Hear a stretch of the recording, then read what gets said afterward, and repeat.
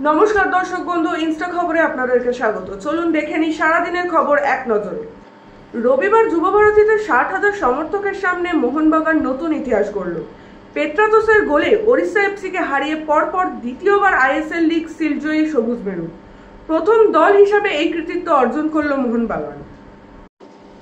শেষ বলে 4 মেরে সেঞ্চুরি করলেন বিরাট কোহলি, ভারতকে তুললেন সেমিফাইনালে।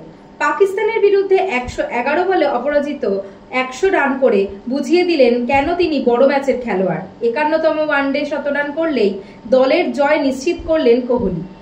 242 রানের লক্ষ্য তাড়া করে 6 উইকেটে জয় পেল ভারত। কলকাতা কর্পোরেশনের ডেপুটি মেয়র অতীন ঘোষের গাড়ি আজকে দুর্ঘটনাগ্রস্ত হয়। উনি বাজেট অধিবেশনে যোগ দেওয়ার জন্য কর্পোরেশনে যাচ্ছিলেন। সেই সময় তালতলার মোড়ে একটি সরকারি বাস তার গাড়িকে সজোরে ধাক্কা মারে। এর ফলে তার গাড়ির সামনেটা তুবড়ে যায়, যদিও অতীনবাবু সুস্থ আছেন।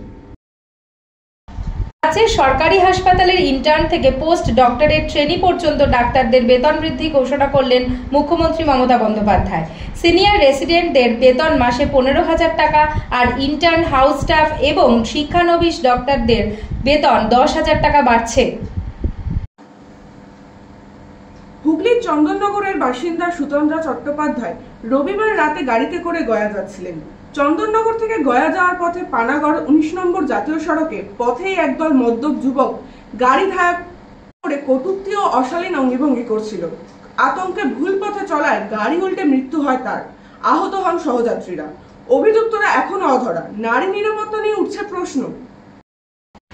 এবছর মাধ্যমিক পরীক্ষার্থীর সংখ্যা ছিল 9,84,000। তার মধ্যে 20 জন পরীক্ষার্থীকে মধ্যশিক্ষা পর্ষদ মোবাইল নিয়ে ধরা পড়ার জন্য বাতিল করেছে। এছাড়া মাধ্যমিক পরীক্ষা মোটামুটি সুস্থভাবেই সম্পন্ন হয়েছে। সোমবার সকালে এক্সাইড মোড়ে 2 বাসের রেষারেষিতে বরাহনগরের রেশমি নন্দী নিহত হন। 222 নম্বর রুটের বাসের ধাক্কায় গুরুতর আহত হয়ে এসএসকেএম হাসপাতালে মৃত্যু হয় তার। অভিযুক্ত বাস এবং বাস চালককে শ্যামবাজার থেকে আটক করেছে পুলিশ। কলকাতায় আবারও বাস দুর্ঘটনা। সোমবার সকাল 8টা নাগাদ হাওড়ার উলুবেড়িয়ায় 16 নম্বর জাতীয় সড়কে দুটি বাসের সংঘর্ষে আহত প্রায় 20 জন যাত্রী। যাত্রী তুলতে দাঁড়ানো বাসকে পিছন থেকে ধাক্কা মারে দীঘা হাওড়াগামী বাসটি। চালক পলাতক। পুলিশ দুটি বাসকে আটক করেছে।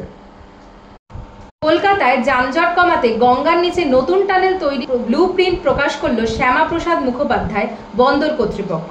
মেটিয়াবুরুজ থেকে হাওড়া পর্যন্ত ভারী পণ্যবাহী যান চলাচলের জন্য কেন্দ্রীয় বন্দর মন্ত্রক ইতিমধ্যে সমীক্ষা শুরু করেছে। হুগলি নদীর তলদেশ দিয়ে কলকাতা বন্দরের ডক ইয়ার্ডকে জাতীয় মহাসড়কের সঙ্গে সংযুক্ত করাই ছিল লক্ষ্য। কলকাতায় হলমার্ক 22 ক্যারেট সোনার গয়নার দাম প্রতি গ্রামে 8,265 টাকা। আজ বিএসসি সেন্সেক্স শুরু হয়েছিল 74,893 পয়েন্টে, আর দিনের শেষে ক্লোজ হয়েছে 74,454 পয়েন্টে। অর্থাৎ সারা দিনের শেষে 439 পয়েন্ট নেগেটিভে বিএসসি সেন্সেক্স ক্লোজ হয়েছে। আজ নিফটি 50তে ডে ওপেনিং হয়েছিল 22,609 পয়েন্টে, আর দিন ক্লোজ হয়েছে 22,552 পয়েন্টে। অর্থাৎ দিনের শেষে নেট পয়েন্ট লস হয়েছে 57 পয়েন্ট। দর্শক বন্ধু, এই ধরনের গুরুত্বপূর্ণ খবর, সারা দিনের যেসব ইম্পর্টেন্ট খবর, সেগুলো যদি আপনারা এক নজরে দেখতে চান, জানতে চান, তবে আমাদের চ্যানেলটি অবশ্যই সাবস্ক্রাইব করুন এবং প্রতিদিন সন্ধ্যে 6টার সময় আমাদের চ্যানেলটি অবশ্যই দেখুন।